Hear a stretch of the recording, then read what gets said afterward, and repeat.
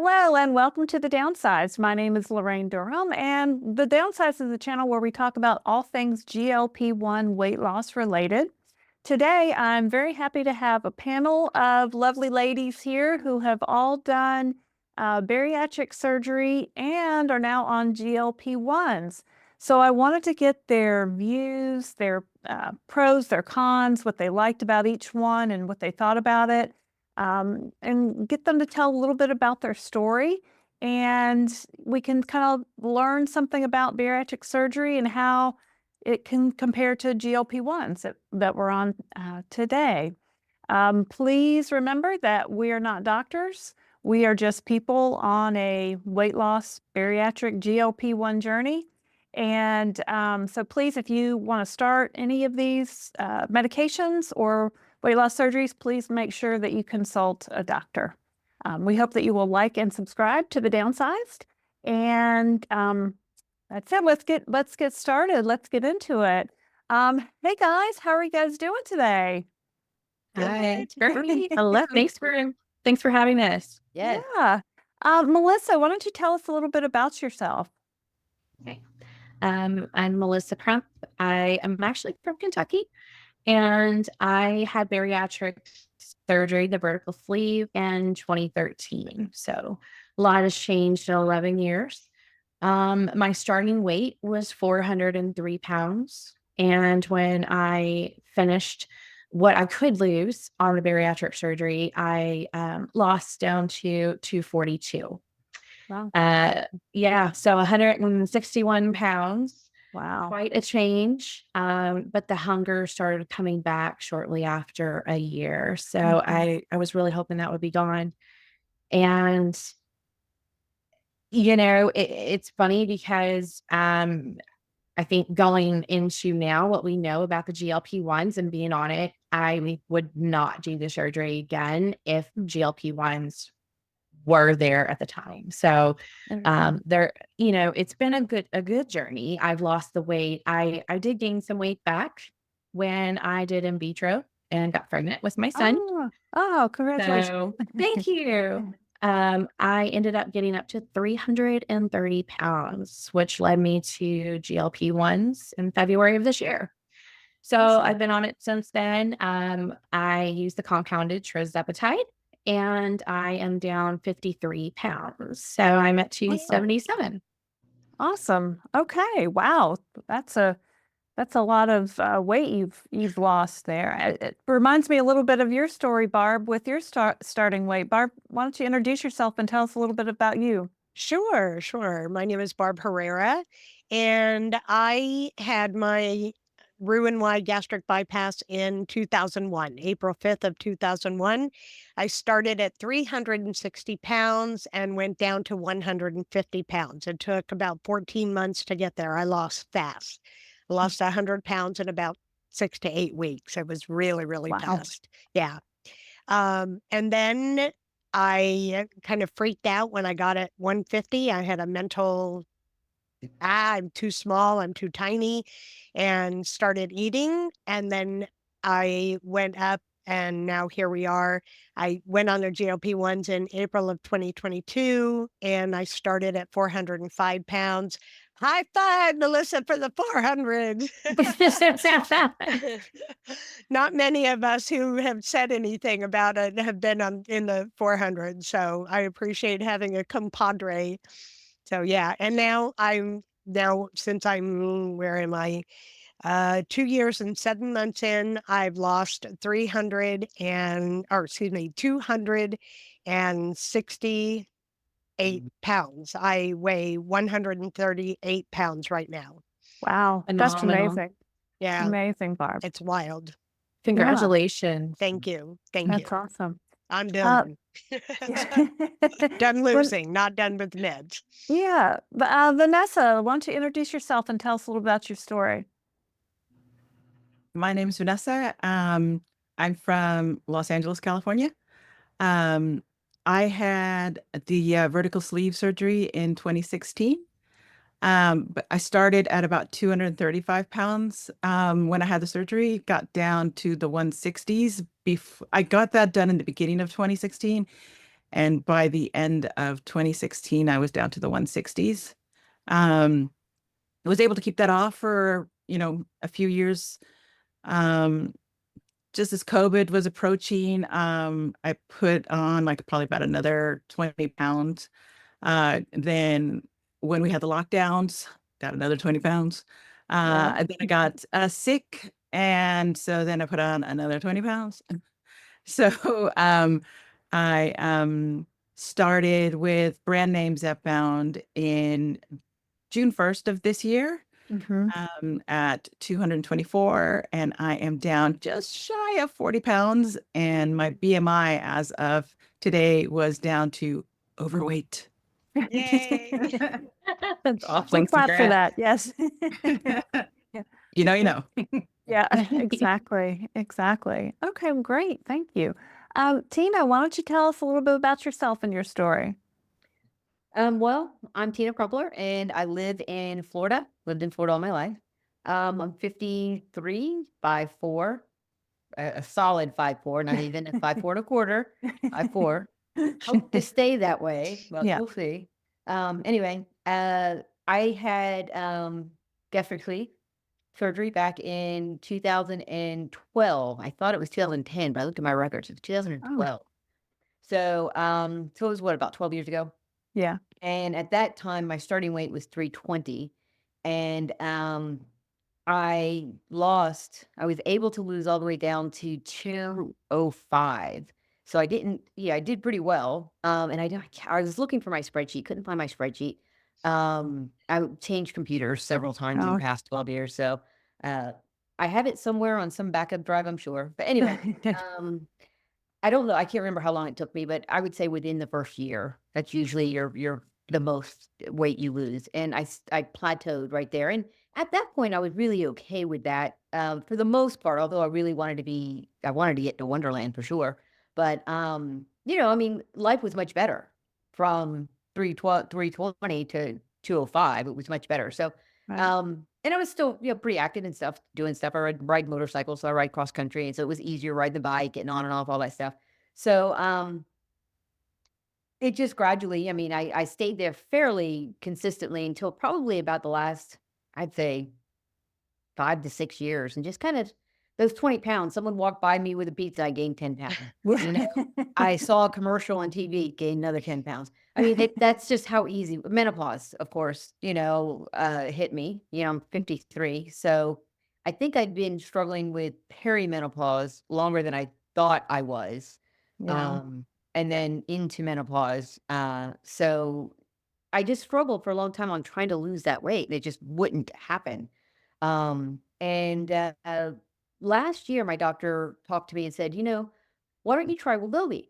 She tried to get me onto Wegovy, and my insurance, approved me for it. Surprise.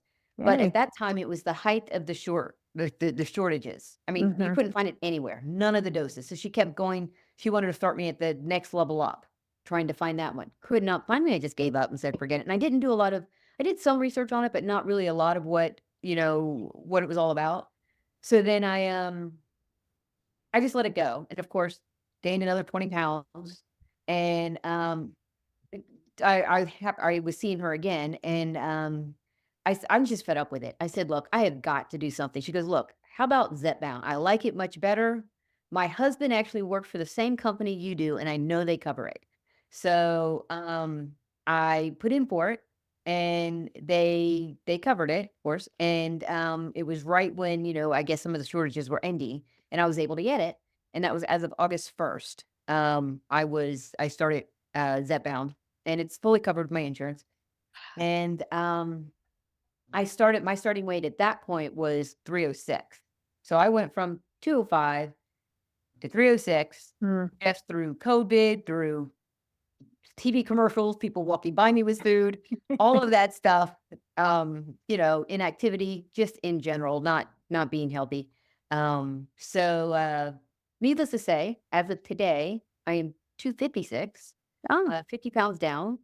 So from August 1st. So I am very happy, and it's definitely working for me. So it's my story so far. Well, awesome. Awesome. Congrats. I mean, I hear, a lot of the same same thing. So you all had different versions of the surgery. Barb, I'm not familiar with your version. Mine's the most dramatic. Mine's the most, they actually cut part of my stomach away and take out part of my intestine and bypass it. So Gotcha. You had the gastric bypass, right? correct. The Yeah. R&Y, The yeah. R&Y. Uh-huh. R&Y. I was looking at both of those, the sleeve Mhm. or the R&Y, because I think the R&Y is the more aggressive one above the sleeve. You know what I mean? Because the Right. sleeve is just your stomach. The R&Y actually does a little replumbing. So Yes. Yeah. So you all had success on the version of bariatric surgery that you did. You all had success, and basically over time gained some weight back, and then started on the GLP-1. And I think Melissa, was it you that said if I knew, I would just do the medicine now versus the surgery? What do you guys think about surgery versus GLP-1s in general now that you've had both? Looking at how much it's affected my life, and I talk about it. I created a YouTube channel just basically thinking of you guys doing yours, and Dave and Allie. So I'm a newbie, but the food noise was huge. I had no idea what that was when it was gone. I thought everyone had it. I don't think I really got rid of it when I had my surgery. And I think I saw something recently where they're like, oh no, it's supposed to cut out that that hormone or agonist. And I'm like, no, it You didn't. didn't. You still had food Yeah. noise even after the surgery. I did. And I think that's what really led for me going back. Beside me being pregnant, it was really hard to get the weight off after pregnancy. And I started perimenopause. I guess I've been in it for like over a year now. And I was like, why is this happening? So between that and hormone therapy to trying to get it all leveled out, it is stubborn to get that weight off. So what Tina was saying about being in menopause and everything, it is a struggle, but definitely knowing what I know now. And if GLP-1 was there 11 years ago, I definitely would have done GLP-1. Yeah. Yeah. Barb, do you have anything to add to that? Yeah, I would have absolutely have done if it was today and I was 360 and had not done the surgery, I would absolutely do the GLP-1 first. What I'm finding, because I continue to do research about those of us who have had bariatric surgery and the medications, what I find is that bariatric surgeons now are actually combining the two. They're doing the surgery, and within the first year, they're actually putting people on the GLP-1s to continue their downward slope and to keep them down instead of having them come back up before they go back down on the medication. So I found that that they're augmenting the surgery. They also, I know, because bariatric hospitals or the little surgery centers are actually closing because they have lost so many customers Oh, to wow. be able to do surgery on. So people are definitely choosing it more. And many, I don't know if you all had to do it, I didn't have to, but many people who do an R&Y have to lose weight before they even get on the surgical table because Yeah. they're so big, they just won't fit on the table. Hmm. And if it would, if I was one of those people and the GLP-1 was successful without the surgery, I'd be like, oh yeah, let's try the GLP-1 for about 6 months. Let's see what happens. And then Yeah. I would just shift. So Yeah. I read I was doing some research also, and I was reading that some people after the surgery have an increase in their natural production of GLP-1s and their food noise reduces. Did any of you guys experience that, or did you still have food noise after the surgery? Or did you even know to think about it? Yeah, I didn't even think about it really. Yeah. I worked out a lot, and I think it just wasn't even, I didn't know what food noise was Didn't even know until what it was. Yeah. yeah, until recently. And then I'm like, Yeah. oh my God, that's the noise in my head that's like crazy about food. I will say the one fallback with bariatric surgery, and I don't know if the other ladies have experienced this, is dehydration. It's very hard to get fluids in. So that definitely is a challenge, even being on a GLP-1, because, we've had changes to our body. So I Yeah. struggle with that and try very hard to get in the fluids, but it's a challenge. Yeah. Yeah. Vanessa, Tina, did either of you see a reduction in food noise after surgery, or you are not really, or what do you think about that? No, No. no, not at all. Actually, when I had mine, the selling point that they had, besides the fact that you just wouldn't be able to eat more than like 2 or 3 ounces of food and of anything, actually, not just food, liquids, whatever, was that the way that they were going to be cutting was that one of the hormones that like that makes you hungry would be reduced, so you wouldn't be hungry. But Oh. in terms of food noise, for me, food noise has always been one channel, which is sugar, refined carbs. So that did not change It at did not all. change. Interesting. Interesting. Tina, any thoughts there? Yeah. From my perspective, first, to echo what Melissa said, I didn't even know the term food noise back then. Yeah. I didn't even hear the term food noise until, researching GLP-1 and stuff like that. So, Yeah. but thinking back, hindsight, it, the whole surgery, the whole process of getting the sleep was very easy for me. And when I say easy, I didn't have any complications. I healed up really well. I didn't even need any pain meds. I mean, it was just really easy, the Mm. whole process. I mean, some people, surgery, they think of, oh, wow. But I don't know. Outside of the recovery, I tend to, apparently, I've only had 2 surgeries in my life, that and my gallbladder was removed early on. Mhm. Because again, I've had my weight fluctuation, and I lost some weight at some point in time early in my early 20s, and my gallbladder went kaput, so they had to take it out. But both times I've had surgery, I come out of anesthesia really, really hard. I was in ICU both times, not because just because of just not recovering as quickly as most people do. So outside of that, the rest of the recovery process was easy.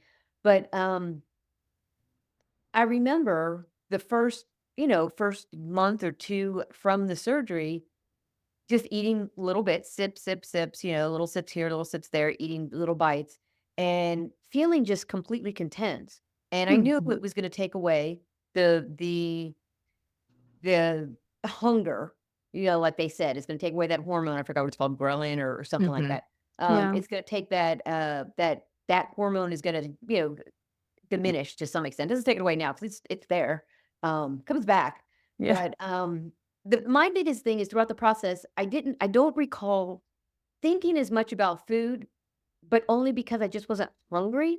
And I was so focused on and plus I did more of a protein first, because that's what you have to Mm. do under that Mhm. circumstance. And when you do that, you naturally go into almost like a keto type diet, and that naturally kind of gives you, when you eat the protein and the fat, little good fats, it gives you more satiety throughout your day. So I guess maybe during those times I just wasn't really thinking a whole lot about food. So I guess that's where, I mean, I wouldn't say that it took my food noise away. I think the process of having to change my eating habits because of it Yeah. took it away, but they're back. I mean, it didn't really take it away. Not like GLP-1s. I mean, there's just Yeah. a vast difference between the Well, two. it's interesting that you separate hunger and food noise, right? Because I think a lot of times I get them confused. Like, am I hungry or am I just looking for a snack? You know what I mean? And it's interesting to me that how you said when you had the surgery, your hunger decreased, and maybe it was because you were eating more protein focused foods. But I think, and I think that's a really good distinguishing thing we need to figure out more. Mhm. But Yeah. And then for me, I was on Fen-Phen in 1996, and Fen-Phen turned off the food noise. That was my first experience with, oh my gosh, they're silent. I actually can think. I can think and go through my day without worrying about food. And then when they took me off the Fen-Phen, I had the food noise came back. When I had the gastric bypass, they told me that it was going to go away. And apparently with the bypass, one of the things it does is it cuts the ghrelin, the GLP-1, the leptin, and things like that. Mhm. but that wanes over time. I Hmm. lost about 50% of food noise when I had the surgery. So it Interesting. wasn't all. And I was really disappointed. And then gradually over that year, it came back as well. So yeah. Yeah. And now with the GLP-1s, it's amazing. And when you're talking about, Laraine, when you're talking about, am I hungry or is it, am I just looking for something?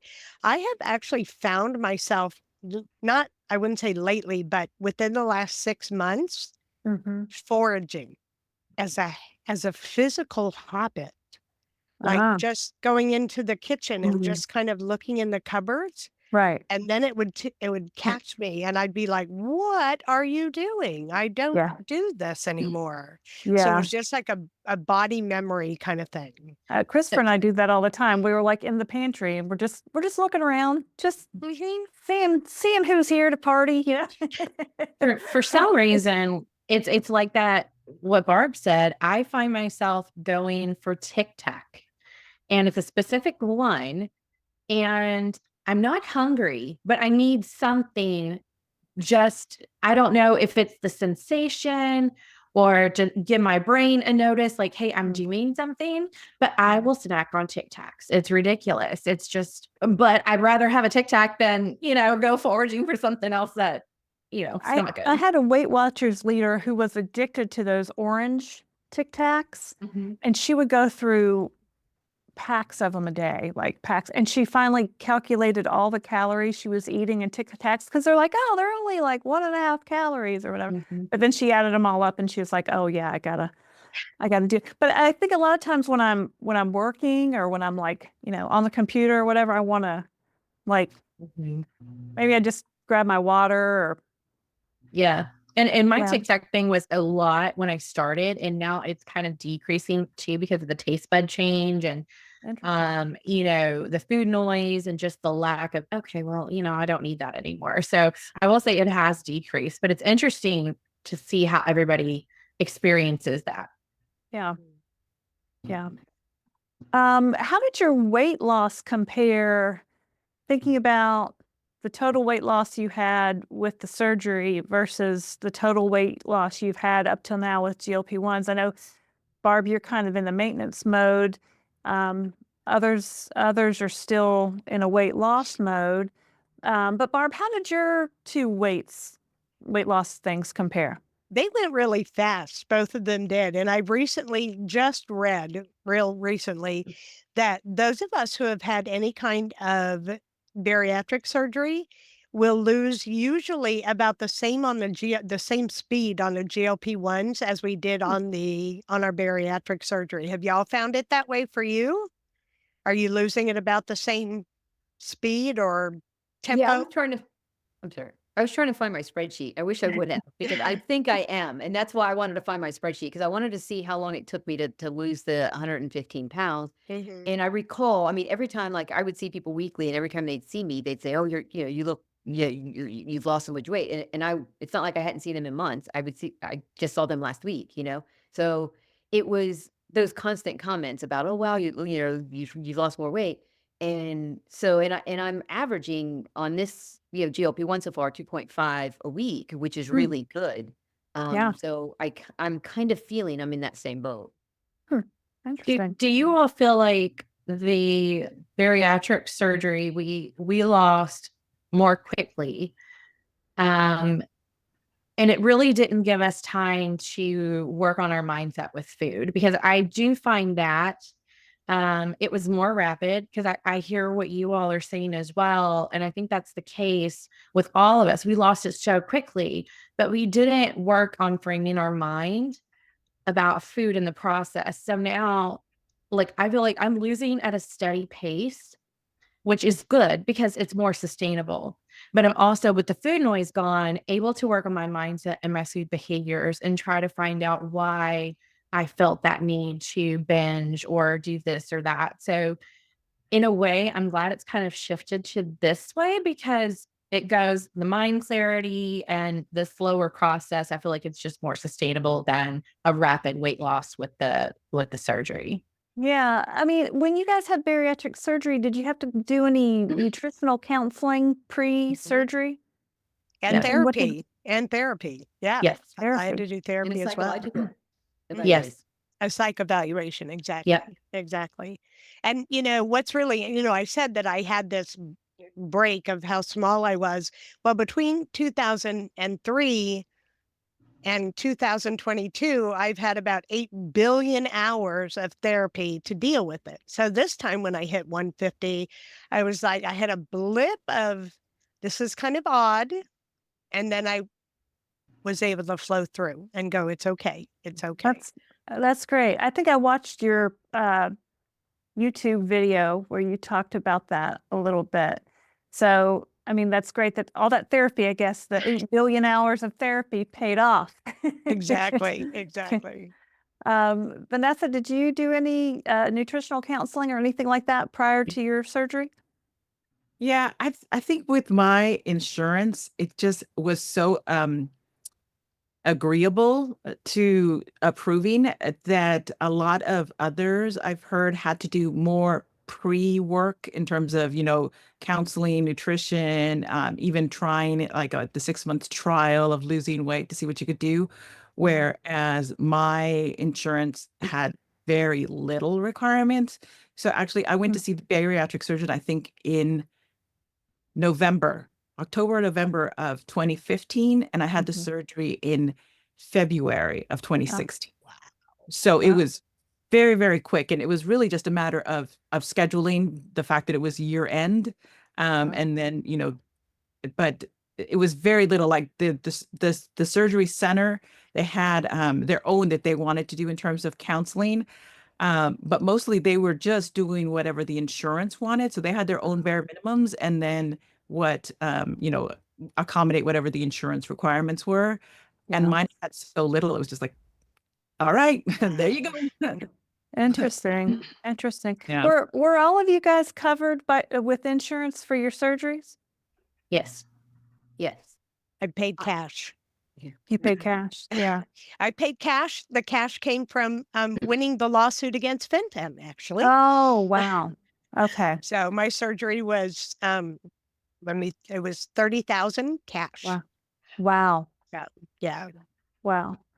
So now being on Zepbound, Ozempic, Wegovy, compounded, is anybody paying out of pocket? I think somebody's on compounded.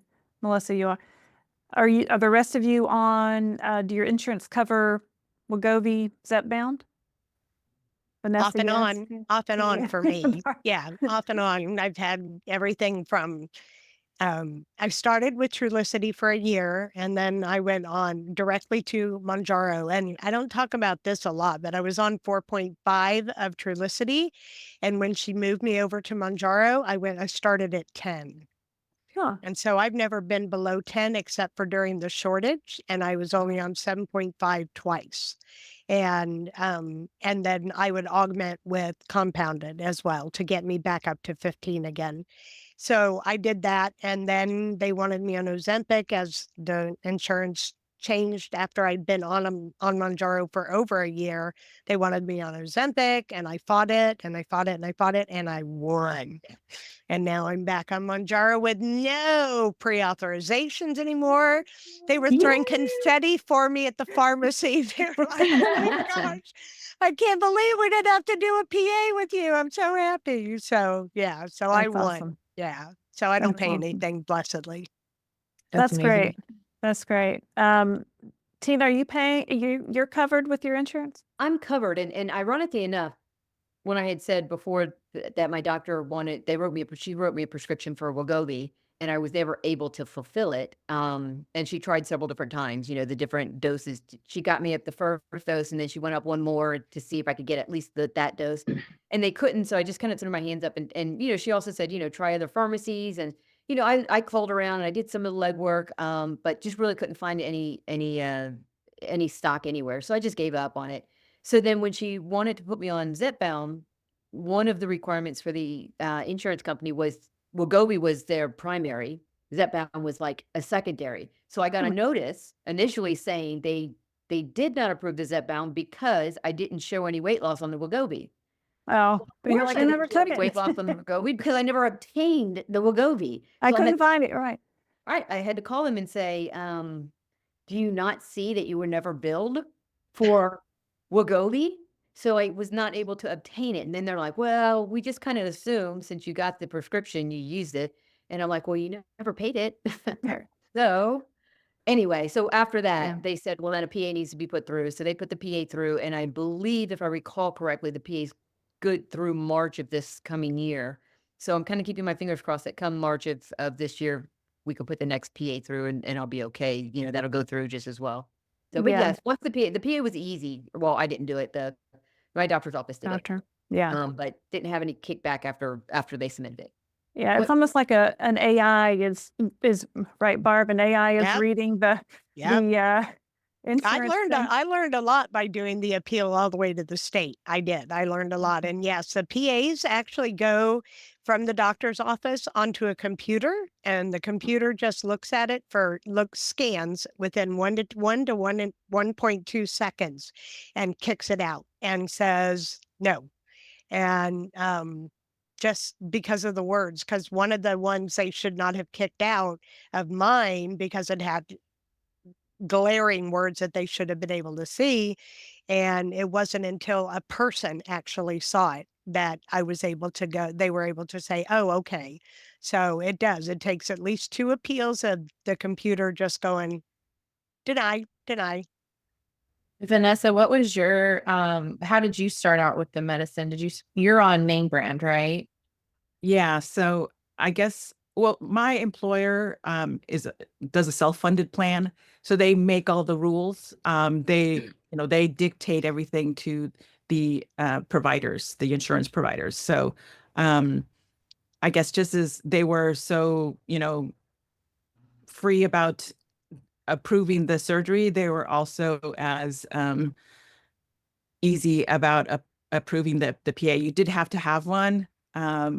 But the telehealth provider that I was using, they just put it through and it went through. At first, I told them I wanted Zepbound because my primary care physician said, if you have at the time, it's like, whatever you can get your hands on, that's what you want to use.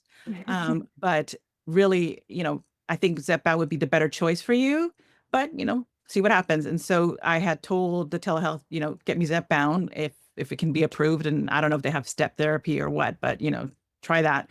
And they actually put through Wegovy for some reason, and it came through right away. And I'm like, I thought we agreed on Zepbound. And they're like, oh, okay, we'll fix it. And it took almost nothing for them. So I don't know, maybe the AI, they have it set to easy for my particular plan. And it just went through right away. And the only thing was the only dumb thing that I find dumb was that they had the 0.5 limitation. So if 2.5, 7.5, 12.5, you only get the 1 box a year. But the others, you can have as many as you can stay on for as long as you like. But those particular ones, you only get the 1 a year. But otherwise, it's been covered. It's brand name formulary, but it's been covered. I haven't had issues, maybe because I'm in LA.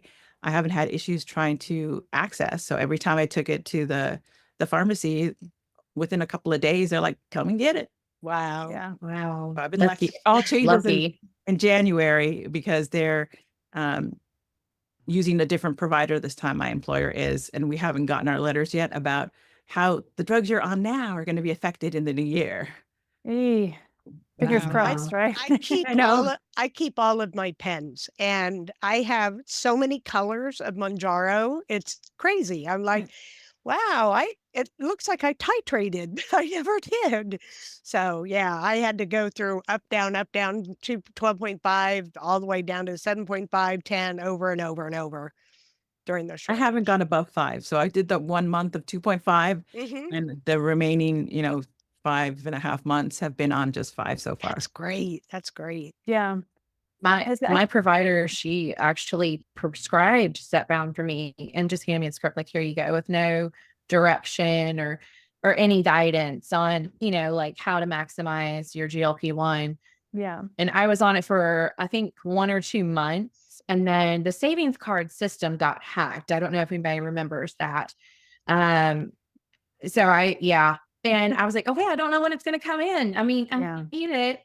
So I had been seeing advertisements on lovely Facebook, Big Brother listening, about mochi. And I started learning about the different companies, made the decision to go with mochi, love it. So I'm on the compound. But I was paying, like the Oh, you there, Melissa? We lost you. Eek. 550 with the Oh, savings card on or the name. say that last part again. You cut out a little bit. Maybe she's cutting out now. Yeah. Well, yes, you guys know that I like mochi. I use mochi, so that's great that Melissa found mochi too, and it was That's a who good. I used as well when I was compounding as well. That's who I Yeah, used as well. yeah. So that's great. Thinking back to more of the surgery, are there any foods that you can't eat because you had the surgery? Did that make a difference in what anyone's diet looked like? I have a fun little story. Oh, go ahead. Who was going to talk? I'm sorry, Tina. Go ahead. I was just gonna say, having my gallbladder removed impacted what I could eat more so than the surgery. The surgery really just impacted the amount I could eat, but Mm-hmm. and the gallbladder was a whole new learning curve when it came to, a gallbladder issue, what I mean? Because it's just like anything greasy or not even greasy. I could eat like a salad one day and eat the exact same salad the next day, and it just, ripped through my stomach. It's just terrible. So the gallbladder thing was more of an issue for me than the food or the sleeve. The surgery that I had, the RNY, it does something called can give you something called dumping, and it's not going in the bathroom in the toilet. It actually is the sugars and the water in the food goes through the intestine and floods the body, floods it, trying to dilute it. Uh-huh. And right at the beginning, probably 3 weeks after I was at home, Mm-hmm. I was at Disneyland at a brand new restaurant called Napa Rose, and I was eating cream of mushroom soup that the chef made for me because I couldn't eat anything solid. So he made it for me. They know me, they knew me very well. And I had it, and within 10 minutes, I was in the bathroom on the floor, curled up. And then EMS was called to come and look at me. They wanted to give me insulin. I had to Oh, keep explaining while I'm dying in pain and trying to explain to EMS, insulin will make it worse. Insulin will make it worse. At that time, they knew nothing about dumping. They didn't know anything about what was huh. going on. Now people know about dumping with RNY. And one of the things I learned recently too is that they give GLP-1s to stop dumping syndrome. I'm Oh like, my gosh. oh my gosh, how wonderful for all those people not to have to deal with that. So yeah. Yeah, I mean, that would be embarrassing to say the least, but yeah, I mean, how did that resolve? Did you just have to get up It and goes one through time. palm? No, Uh-huh. It over about an hour and a half or so, that it Uh-huh. settles back down again. And Gotcha. then dumping syndrome, typically, if you have early dumping, that's people that do it under 6 months. And then by 6 months, it was almost gone. And it Mm. just resolves itself over time. Did any of you, Melissa, Vanessa, Tina, have a dumping syndrome incident? No. They No. didn't have the same kind of Yeah, surgery. I think it's a No. little bit Oh, different oh. Yeah. once they reroute and Right. they because they skip a good portion of your intestines at the very beginning, because I guess the idea behind that is that as your food goes through there, it has the ability to absorb more of the calories. Nutrients. Yeah. And this is where you lose some of the absorption of nutrients, because they want you to be on, even with me, although I didn't have that, I just had the sleeve. They still want you to take the bariatric vitamins and stuff like that, just to keep your nutrition up, because you're not getting it because I couldn't eat the amount of food that I needed to at the beginning, especially when you're on the diet. And then whenever you have whenever they reroute and go further down into your intestines, you definitely lose that whole time period to absorb those nutrients that your body needs. So, Hmm. yeah, we did. I didn't personally have that impact. I think I had something, I don't know if it was exactly like Barb's, but you could tell, obviously, I feel the food when it comes down now. I Hmm. feel my drink and weird things happen, right? From bariatric surgery. I think we've all experienced that. My biggest thing was like I would eat and then I maybe took one bite too many, or I bit into something and it just expanded. And Oh, I'm like, "Oh my God, oh my God." And I just grabbed trash bag and I just got sick, and Yeah. then I felt better. That happened a lot. And since I've been on the GLP-1, thankfully that's not happened, but that was really miserable. And it still continued until I got on the GLP-1. hmm.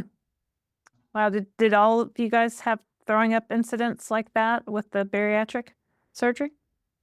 I'm not a throw upper in my life. I literally, I mean, I guess there's some people that are and some people that aren't. Some people can Yeah. throw up really easily and some people can't.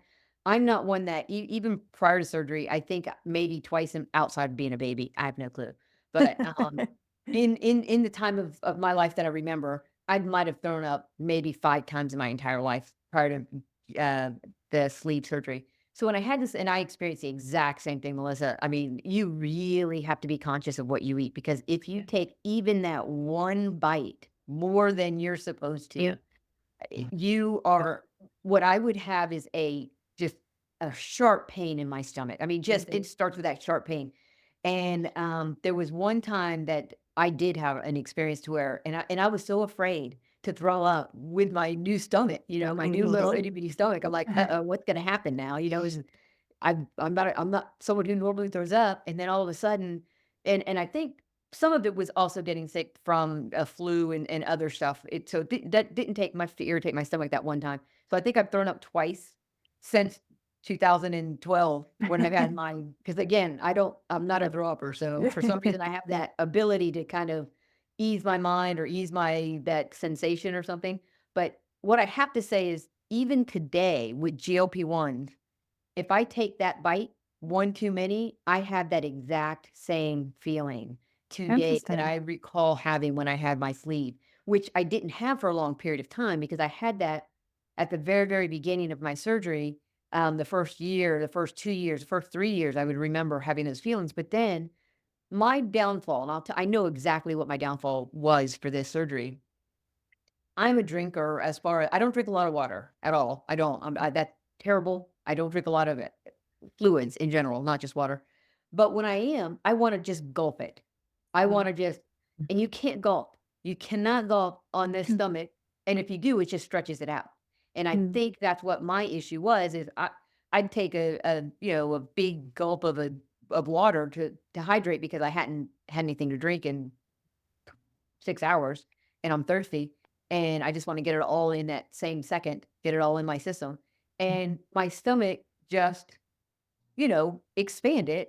And Mm. that's where I feel my downfall was. Instead of doing the sip, sip, sips like you're supposed to do, you know, I I think that's where my ability to eat more during this time before doing GLP-1s, which then allowed me to lose that sensation of, that fullness, Fullness. Mhm. and gain my weight back.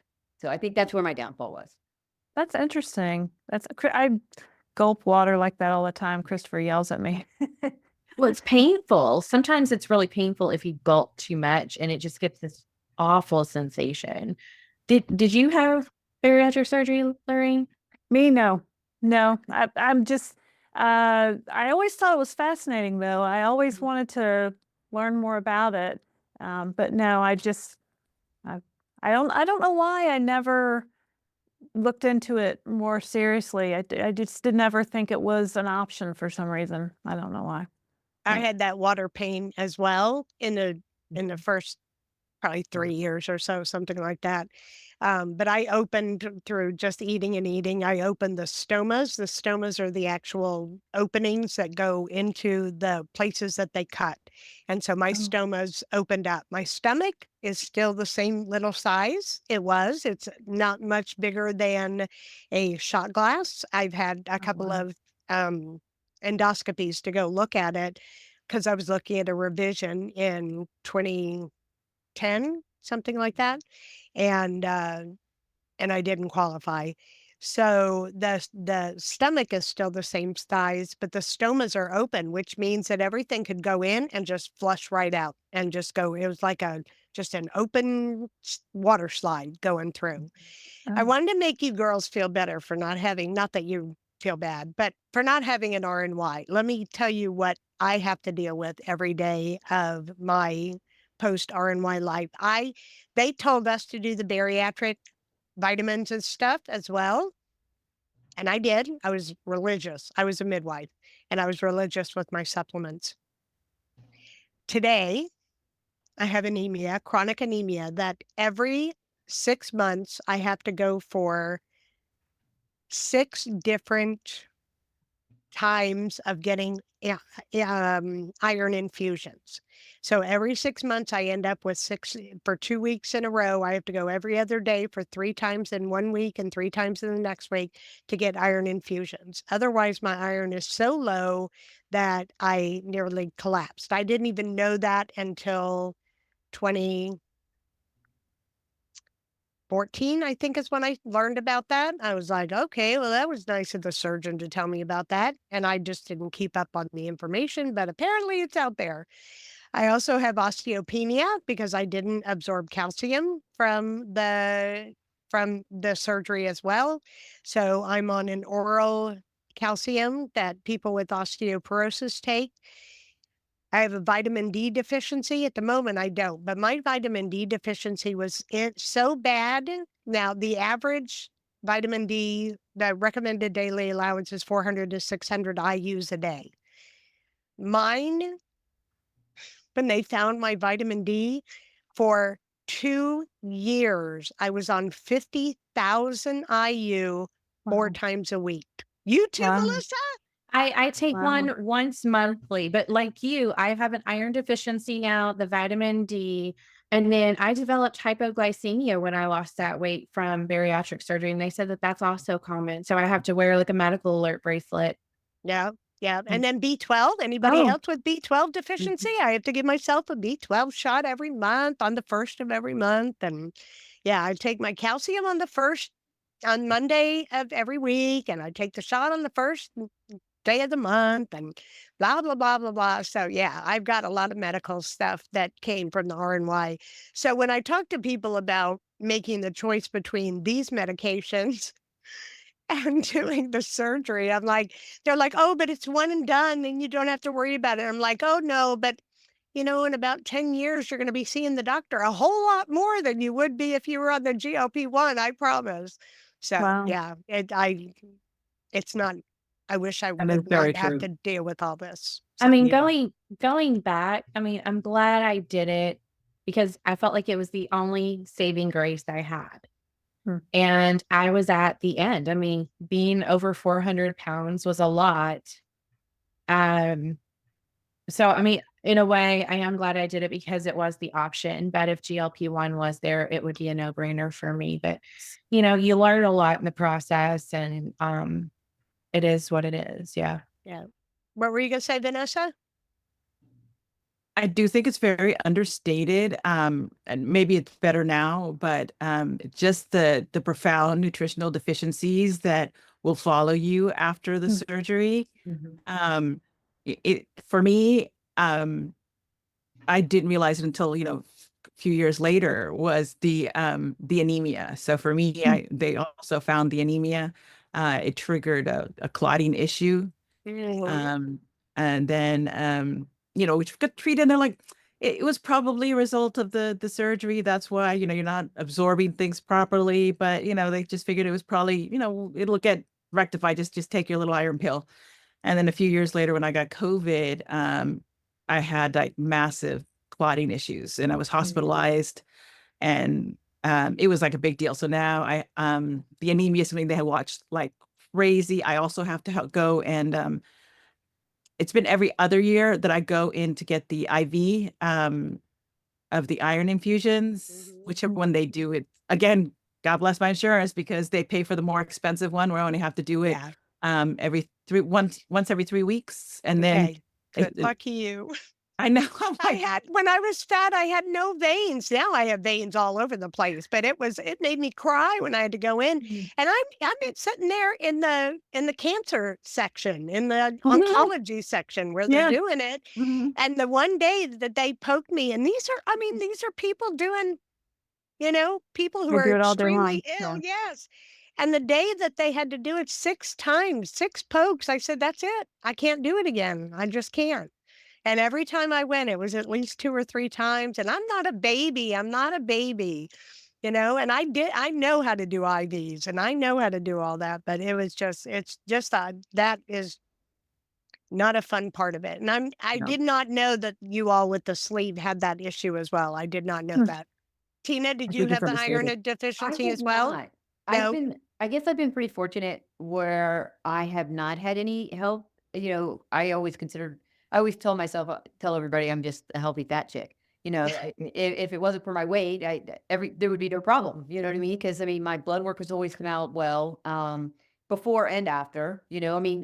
Granted, one of the reasons why I looked into the sleep to begin with was I started developing high blood pressure. And, when they started giving me, they gave me a prescription for high blood pressure. I thought, okay, I need to do something, because, I was early 40s at that point. I'm like, I needed to do something about it. And then shortly, I mean, it didn't take long before the blood pressure was gone. The medicine was gone. And again, now gaining the weight again, I'm again back on blood pressure medicine. But outside of blood pressure medicine, and bad knees, but that's again part of my healthy fat chick. If I wasn't heavy, I wouldn't have bad knees. But yeah, I mean, I've been very fortunate when it comes to health issues. So How old are you, Tina? I forget. 53. 53. I was thinking you were younger. I'm the old lady here. I'm 63. 63? Yeah. Yeah. And I think forgot to Unfortunately. say, I'm 5'1". I'm the short one too. who the for I used to be 5'2" my whole life, and now I'm 5'1". Ah. I know. We're all shrinking, I guess.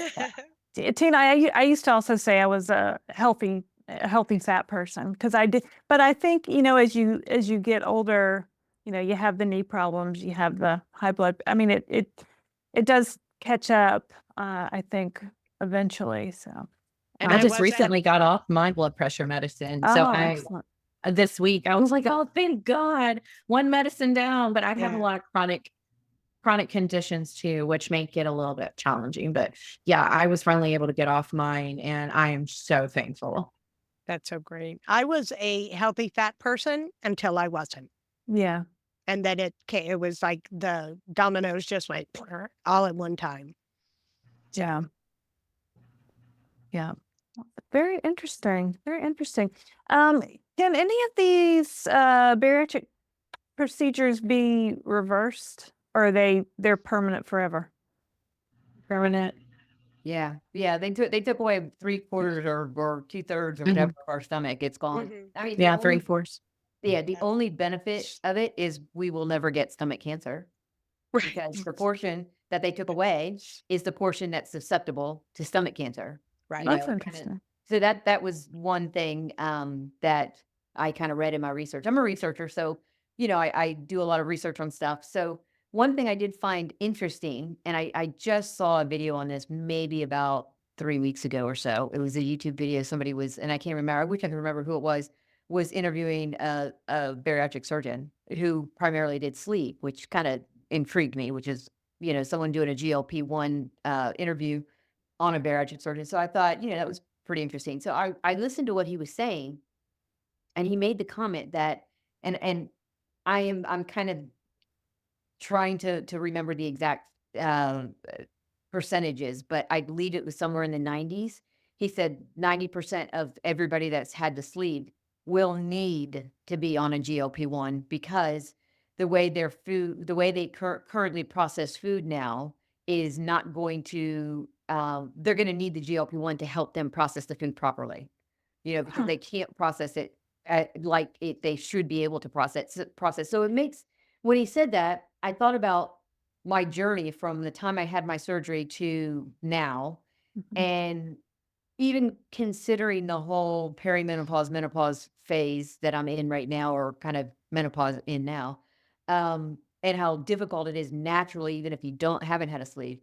But I understand what he's saying, because there was a time where I really was trying to be very consistent with my health, after having the surgery, and eating better and making better choices, healthier choices. And it worked well until it stopped working. And I'm like, wow, why is what I'm doing, what I did last month, not working for me this month? I'm Hmm. not doing anything different. Why is that?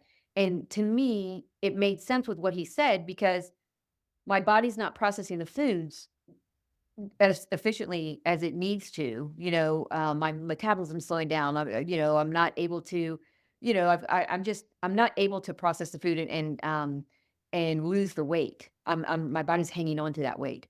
So it made sense what he was saying, is that it works, the sleep worked, and it worked well. And then for those people who had those issues with processing food, either prior to the sleep, they go back to that. And Hmm. that's why, between that and between the menopause and premenopause, perimenopause, and all of that stuff, I feel that, that's really what has been my issue all along. And GLP-1 is just, work wonders on that. One of the things that I did when I found all these things that happened really in one clump, because I didn't have good doctors at the time that for many, many of those years. So when I finally got a good doctor and found that I did have the anemia and osteopenia and the vitamin D and B12 stuff, I actually got really cynical about the surgery, and I call it surgical anorexia. And that is how it felt to me, was that even though I was 380 at the time I started saying that. And, but nutritionally, I was as if I was sitting there at 75 pounds because I Hmm. had so little nutrition. Hmm. So the GLP-1 has allowed me to feel much safer, because I get my blood work done every 3 months. So I get to see exactly what's happening when. And I feel such a huge relief of not sitting on the edge and waiting for 10 years to see what's going to happen. I Hmm. feel absolutely freed from any of that. And I said recently that there's a one tiny percent of me that thinks, oh, what could happen? Because I went through the fen stuff, but 99% of me is just like, this is heaven. This is heaven. It's so wonderful. Yeah, I don't blame you, but I mean, going through what you went through, Barb, with the fen, and that's a question that people, I guess, ask all the time is, well, what about the long-term side effects? But I mean, people don't know that Wegovy and, semaglutide, they've been using that for 20 years now. So I think they know, Yeah. they know the effects of the GLP-1s. But the Is there, benefits yeah, outweigh it, though. That's the thing. I I agree. mean, yeah. that's what I feel like we have to look at as a society. And, I really want to work with I work for an insurance company, so Oh, no. I love them. I love my job. I really want to get the GLP-1s front and center there. And I told my manager, I'm like, I want to be a part of this, like whether it's ideation or anything, but I feel like there needs to be a program with the GLP-1 that people can have that talks about the food mindset, talks about the food noise and what that was, and like how wonderful it is when it comes out, because you can actually, like Barb said, you can actually think. And who knew that our brains were so muddled this whole time? And now it's just gone. And, and I want that for everyone. I wish that, because I know, as you all know, obesity is an epidemic and we have to do things. But sleep apnea, addiction problems, I mean, blood pressure, you name it. I mean, it's progressing so well. And I think this was something about Alzheimer's, maybe. And like stuff like that. Dementia Yeah. just came out a couple days ago as well, that dementia can be Yeah. lowered very, very very much by the GLP-1s as well. Yeah. Yeah. It's amazing. And I think, What it's a great tool. Yeah. What tips would you give to people who have had both the weight loss surgery and are now on GLP-1s? What advice or is there anything specific to your situation? There's one thing I learned just today, and I'm going to share it in skywriting with all of us because I think it's so wonderful that people ask all the time. I know they ask me, and I ask on social media, and they ask in comments, and what are you going to do when you get off? How long are you going to stay on it? And there's that fumbling place in me that's like, well, at first I don't know. And then I was like, I'm never going off. Well, you know what? When we get put on blood pressure medication, or we get put on insulin, or we get put on high cholesterol medication, nobody stands there and says to the doctor, when do I get off this medication? Right. Right. No. So why are you asking when am I going to get off my medication for my chronic illness? Never. That's true. Or it's none of your business. Yeah. Yeah. There's like a stigma. There's a stigma about GLP-1s. There a lot of people, and I posted that just on my personal Facebook. I'm like, I'm just curious, why is there such a stigma around this? Because I'm not ashamed of it. If someone asks me, I'll tell them. I'm like, this is my miracle. But advice wise, I would say when you have this, use it as a tool. Don't go eating everything in the world. You need to use this time when that food noise is gone to work on your brain and what's going on mentally and change your relationship with food, because I feel like that's such a huge thing that some people do miss and then they get off of it.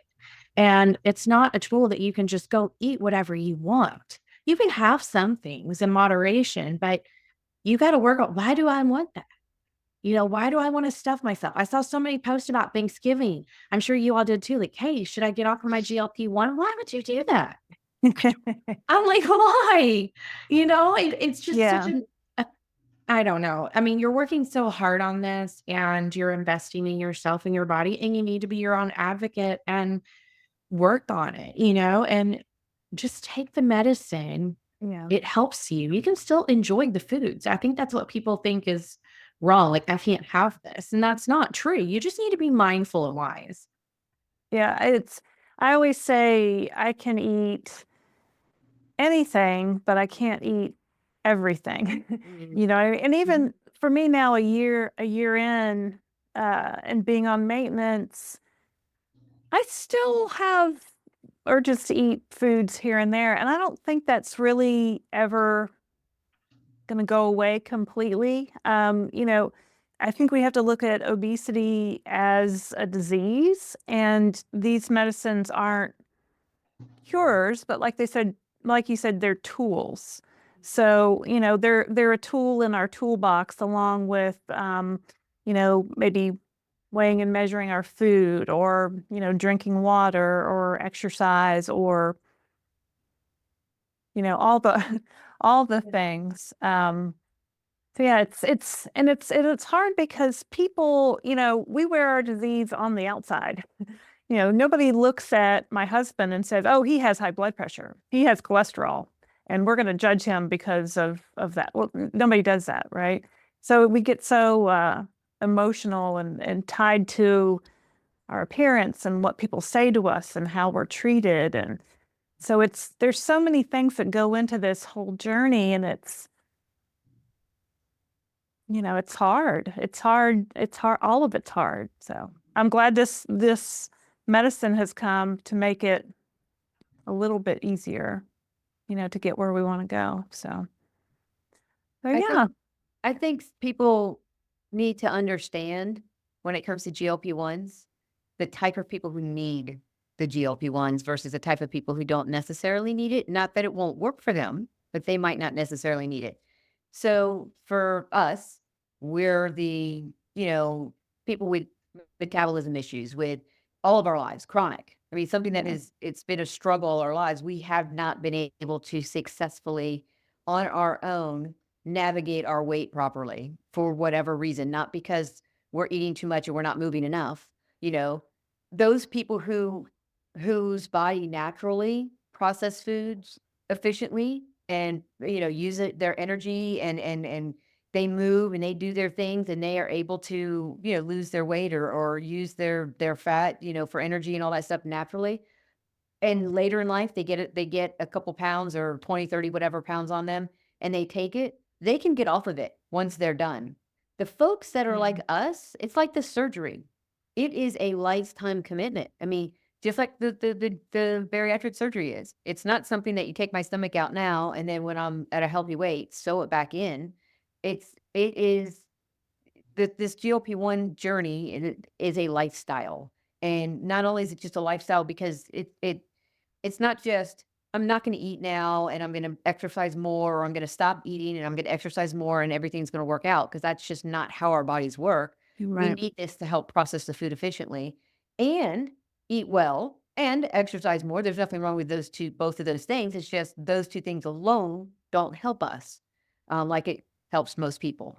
So I think 100%. that's where the realization, and the folks that judge, I think the GLPs are those folks that process things naturally. Right. Because to them, they see when they eat less and exercise more, it's effective. It works Right. for them.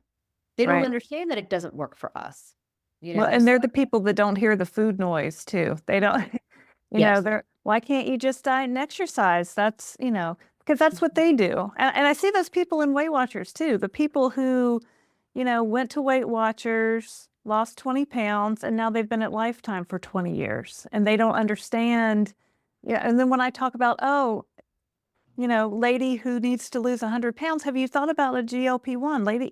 Lady who's trying to lose 50 pounds, have you thought about a GLP-1? And then the people who were Lifetime sitting in the back that, lost 20 pounds way back when say, oh, well, you just need to diet and exercise, because they don't understand, for them, diet and exercise worked. But for us, diet and exercise never worked for any long-term amount of time. So, Right. yeah, no, I totally get that. Tina. Well, gosh, y'all, anything else you guys want to add? This has been a great conversation. I love it. Let's do it again. I mean, I would love to touch base with the girls. So, girl time. It's great. Yeah, for sure. Oh, Barb, I can't hear you. Your mic's off, Barb. Well, that would be because, So I said after the recording is ended, we need to talk, because Oh, I would cool. love Okay. to talk. It would be so great to talk to you all.